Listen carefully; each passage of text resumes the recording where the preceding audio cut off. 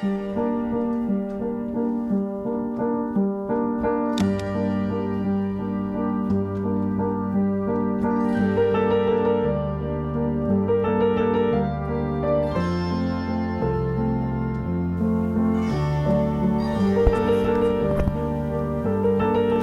took her hand in his, O God, 'twas cold and hard as stone. He tore the mantle from her face, cold stars upon it shone.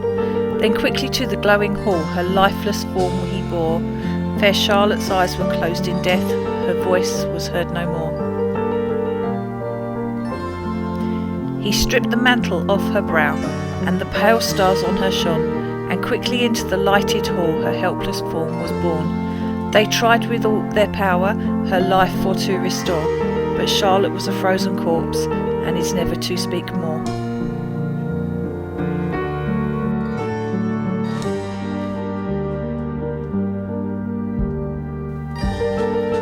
Charlotte's mother pleaded, "Now, daughter dear, put this blanket around you, for it's a dreadful night and you'll catch your death of cold." Charlotte responded, "Nay, mother, nay. To ride in blankets muffled up, I would never be seen."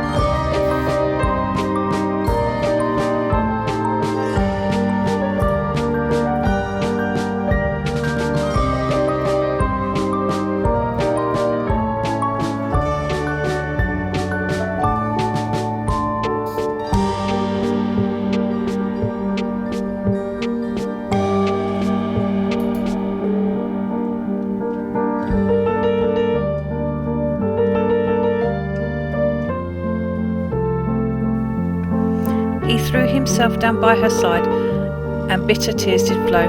He said, "My dear and intended bride, you never more shall know." He threw his arms around her neck, he kissed her marble brow, and his thoughts went back to the place where she said, "I'm growing warmer now." They bore her out into a sleigh, and Charles with her rode home. And when they reached the cottage door, oh how her parents mourned. They mourned the loss of their daughter dear, and Charles mourned o'er her doom, until at last his heart did break. Now they both slumber in one tomb.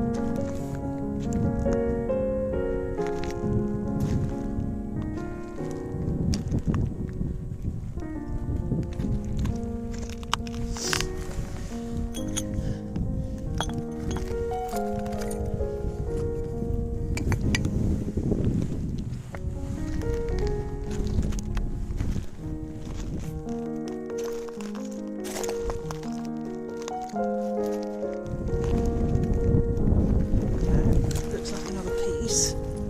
This is that.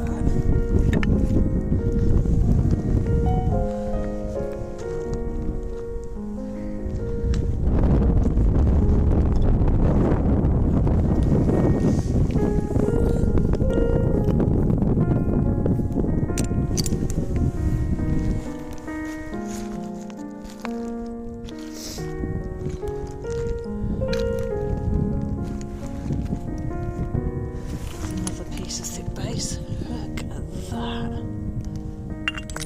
Oh, look. I'm going to try and make something out like that.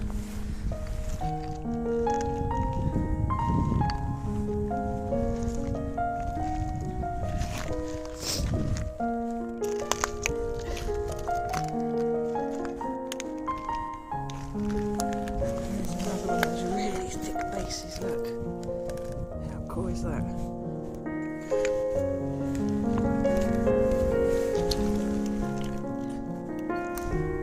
There's a bit more of one.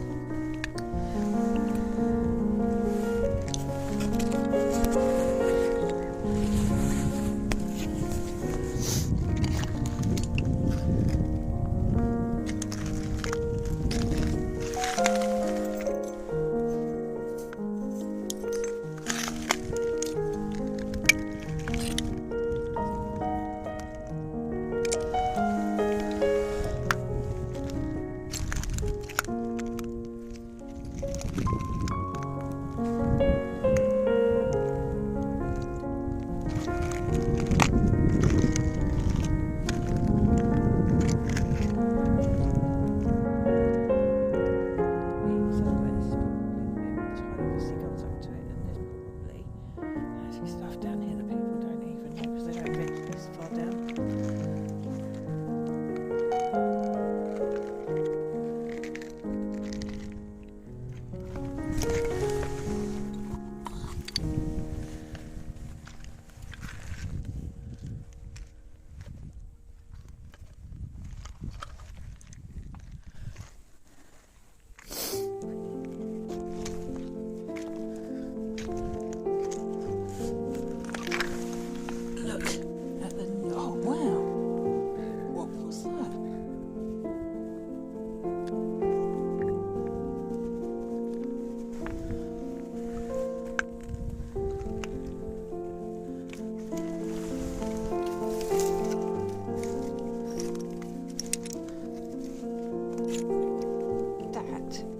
That's the neck of one of those ginger beer bottles.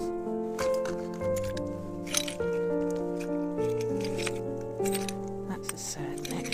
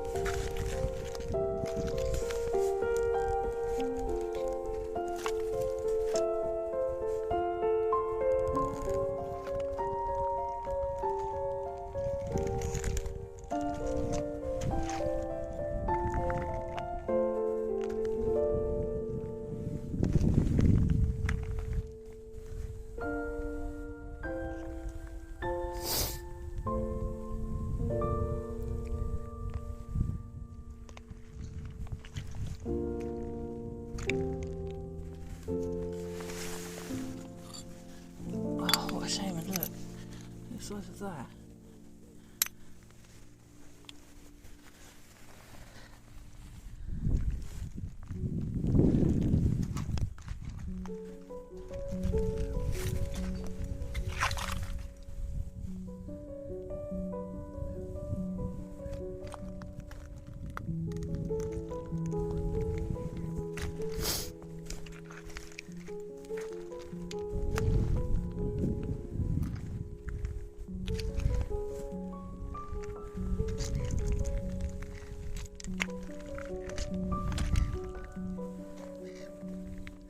I wish I'd put my boots on now I'm down here. It is 10 minutes back to the car park.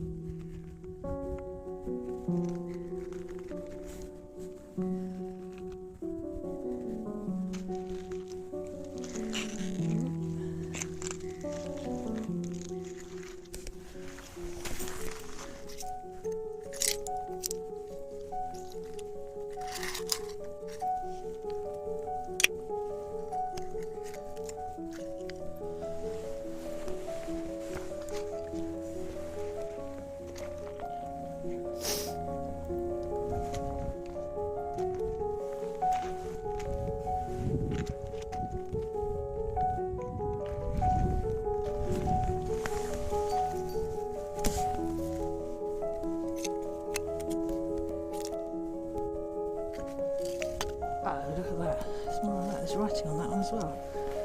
Ooh.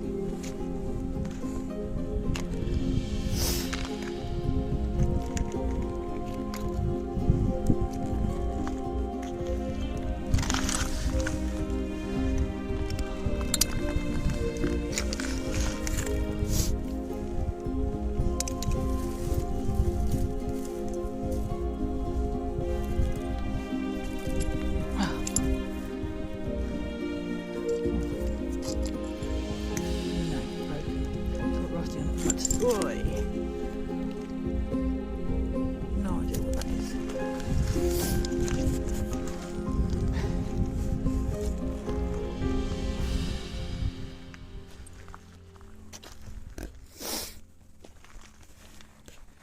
Oh, look at that. It's not complete. It's the biggest I've found. It's an old ink well. I'm taking that. I'll cut that down. That would be really cool.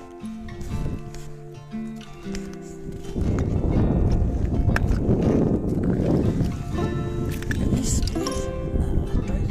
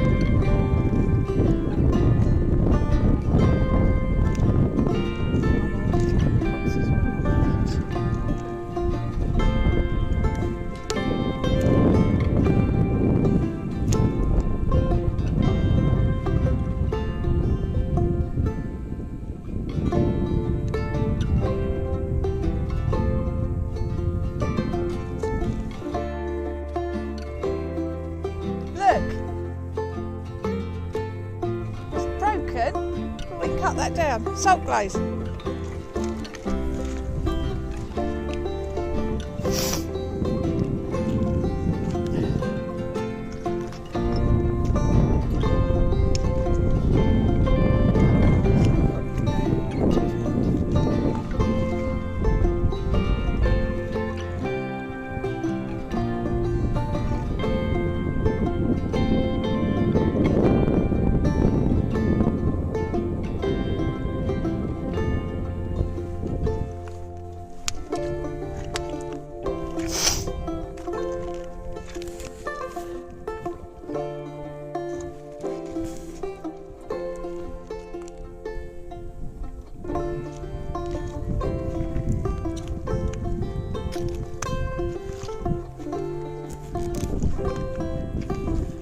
Spoiled here. I quite like it here.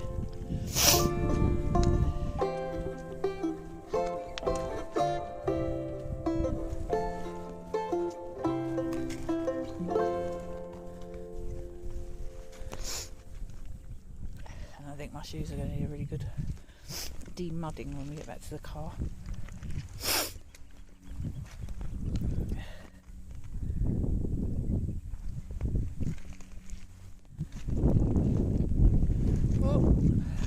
For sure now.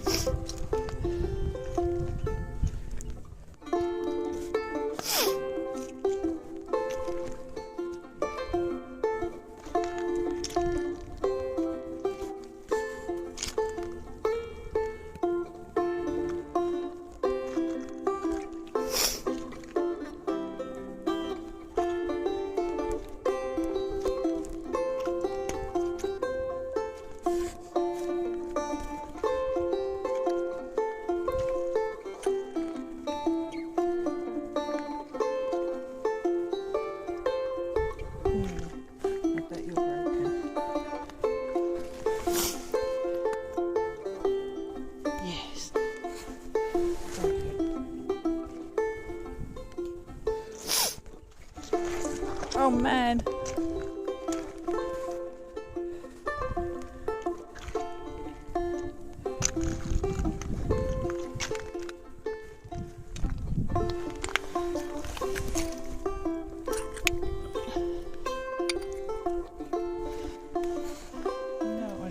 It is broken. I don't know.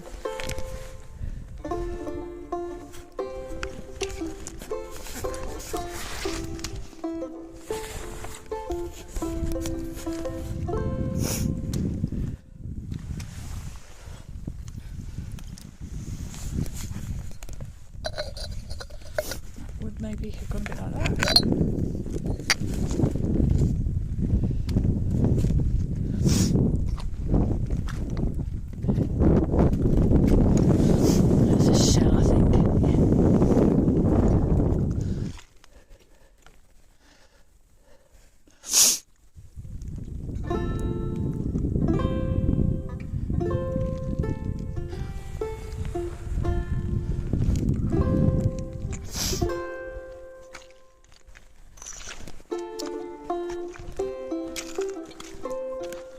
Bad feeling about my shoes. Oh, that's it, that's the other one gone now.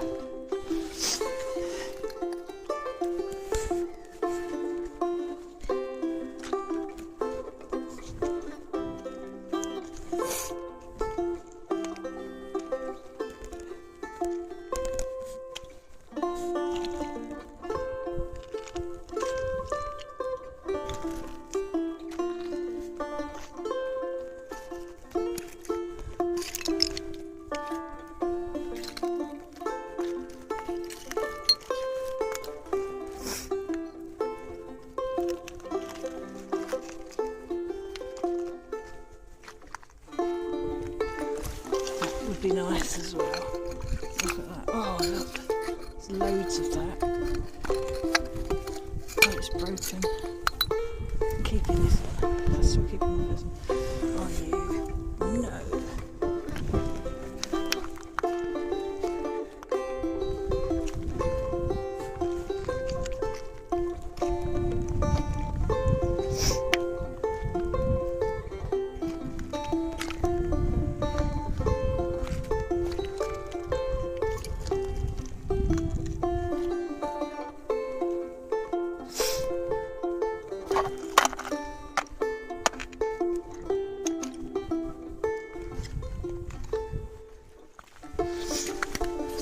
Bottleneck on that.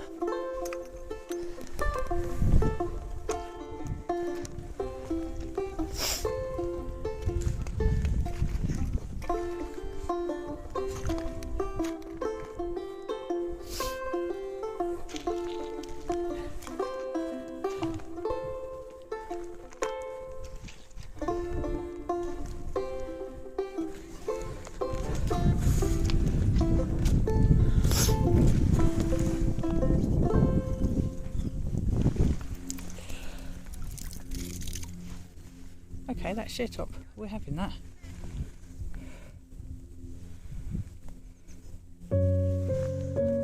That's really nice actually.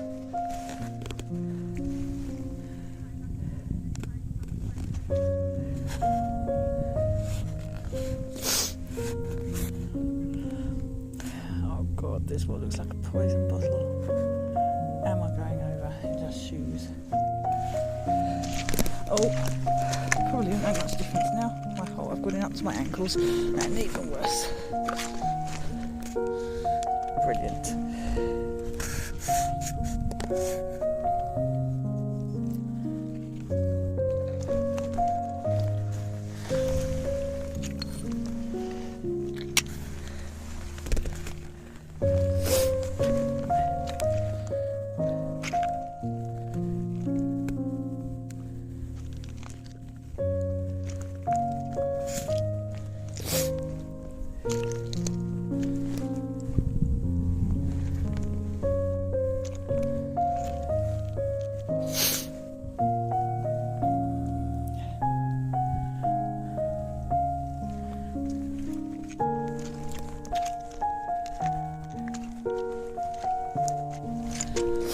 This is where I've seen something. I don't think it's hard.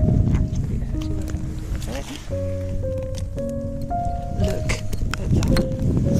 How teeny is that salt close? I'm taking it because I think it's pretty.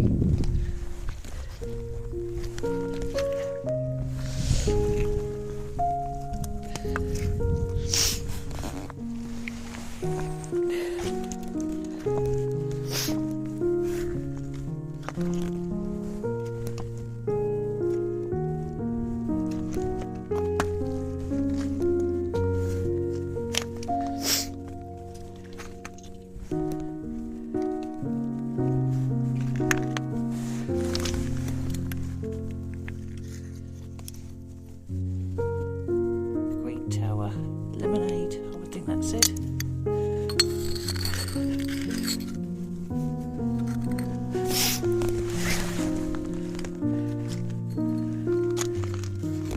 I think we spend as best of it on the dry part of the beach.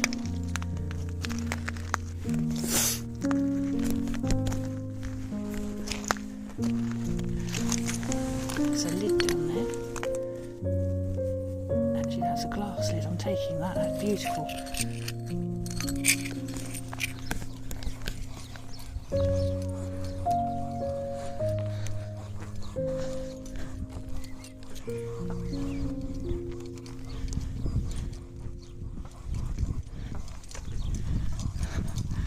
As you can see, I have wellies on step. I'm ready for the mud.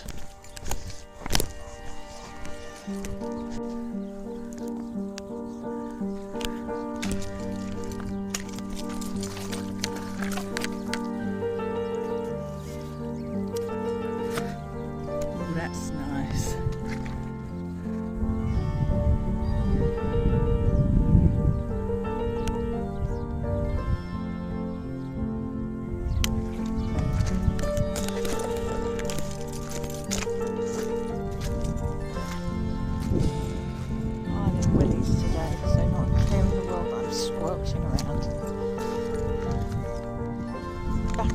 beach.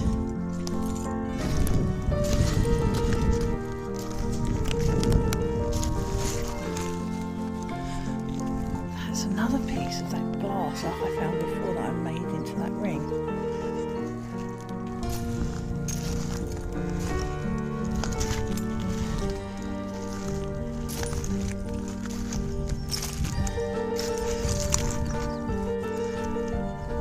And that's beautiful as well. I don't really think there's many people down here today.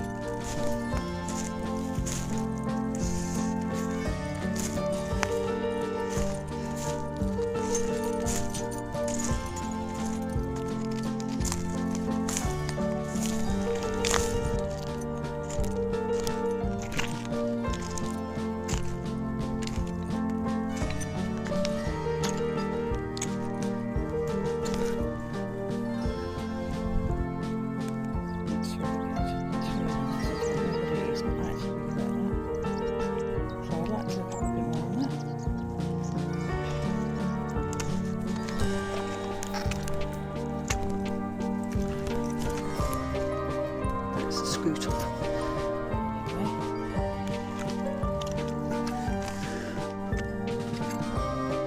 That would have been really, really nice.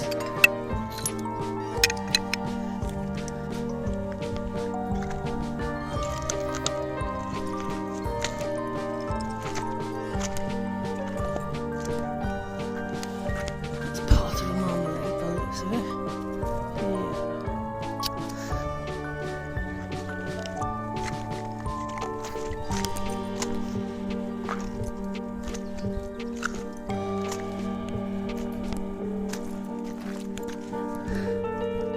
That would have been nice, look at that.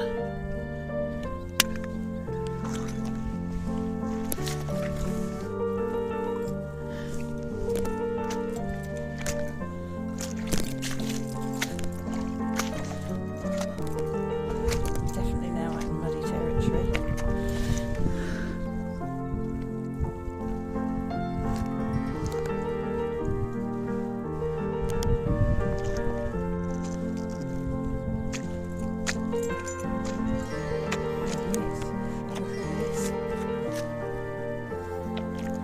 Stings, I can't say it doesn't.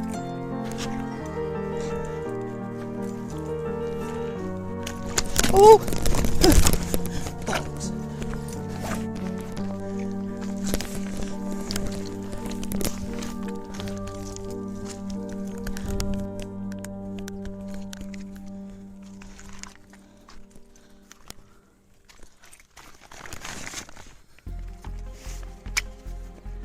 Oh, look at that.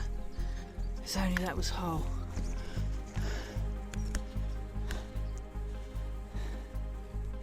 Okay, so I've now fallen. I reckon I'd definitely say I'm mud lark. There's no two ways about that. It's another half a marmalade.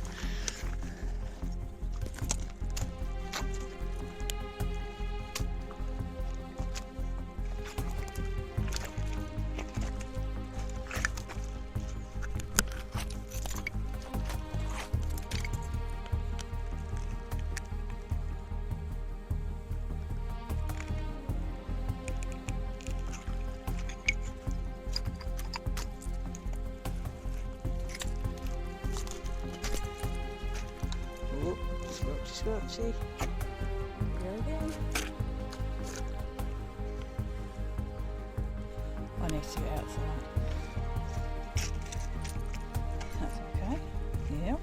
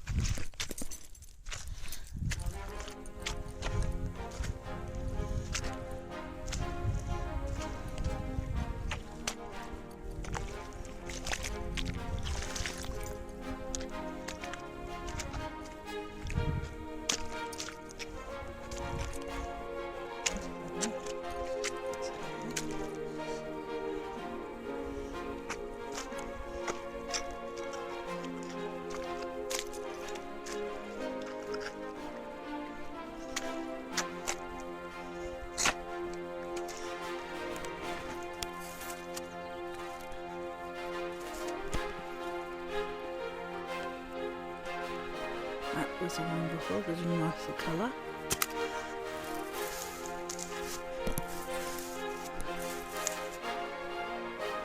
Ugh.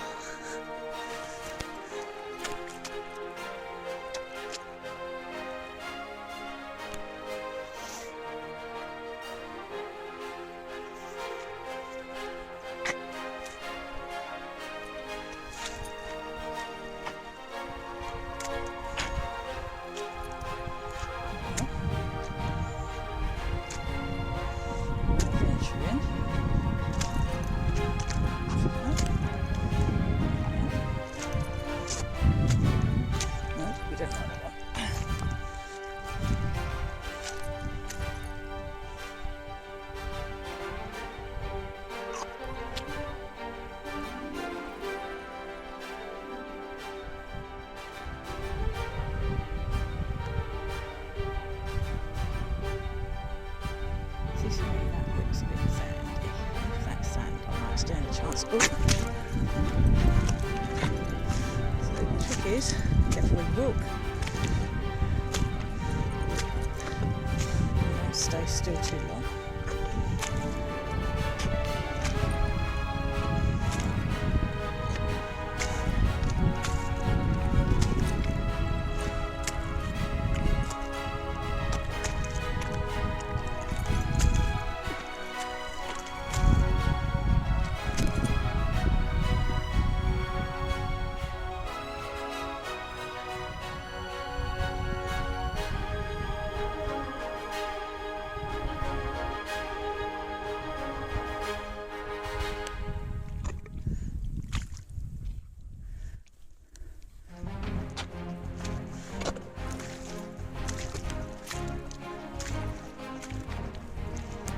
So it would have been really, really nice.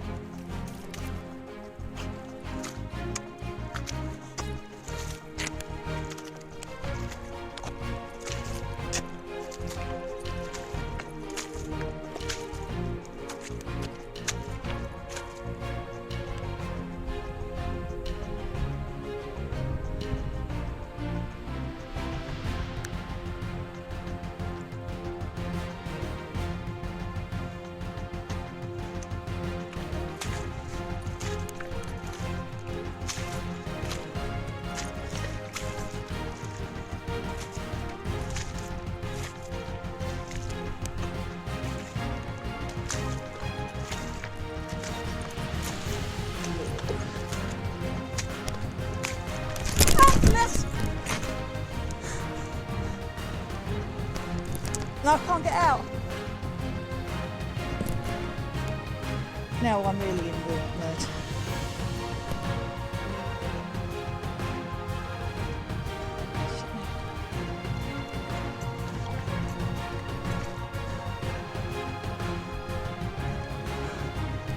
You know what?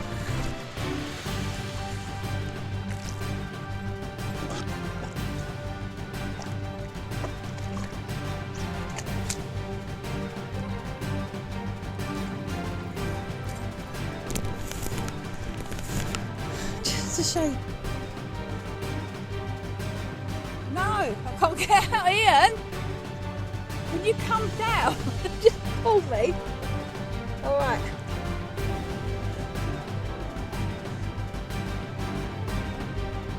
No, my husband is coming down. I'm not sinking any further. I just can't get out of this one. There's a hole there.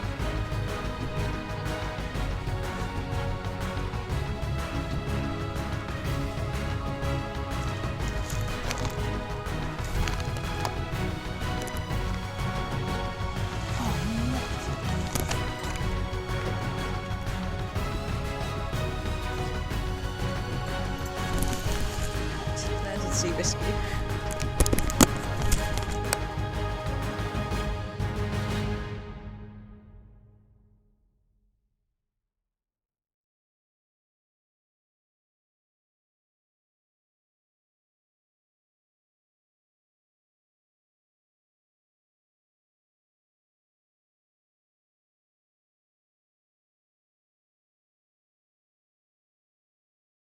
So having fallen on the mud and bringing the true sense of lark part to mudlarking on this trip, I reached down into the mud, initially trying to get myself free, with mud up to the top of my legs by this stage. But I felt what felt pretty much like a full bottle of an unusual shape, and I wasn't leaving it behind. So salvaging the bottle first, I pulled out this little beauty. I could see, however, caked in mud, that the top of the bottle was missing, and that may have been down there, but with a few people gathering on the shoreline asking if I needed help, I had to smuggle my treasure out as it was into my mud-caked bag and then get myself out with a little bit of help. When I reached the shore, I was pretty much like a swamp person. I could see the shape and not much else. I tried as much as I could to wipe away the mud, but the more I did, more went in its place. So after we cleaned ourselves up a little, I was able to see the words Benedictine on the side. Sitting in our picnic site, I started to look it up, and here's a little bit of the history behind this little find. The bottle I have found is by all accounts typical of the late 19th century, which would also fit in with the place in which it was found. So I just looked into a little bit of the history which I'm about to share with you.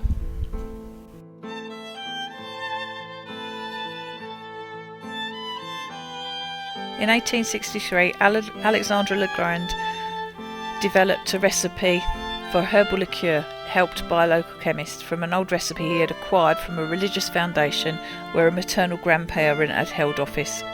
In order to market it, he fabricated a story that the recipe had been developed and produced by monks at the Benedictine Abbey of Felcamp in Normandy until its devastation during the French Revolution. He began producing it under the trade name Benedictine, using a bottle with distinguishing shape and label. To further endorse his story, he places the abbreviation DOM on the bottle, standing for Deo Optimo Maximo, which translates to God most good, most great. The recipe was created in 1510 by Benedictine monk Don Bernardo Vincelli, incorporating 27 plants and spices, the three main ingredients being angelica, hyssop and lemon balm.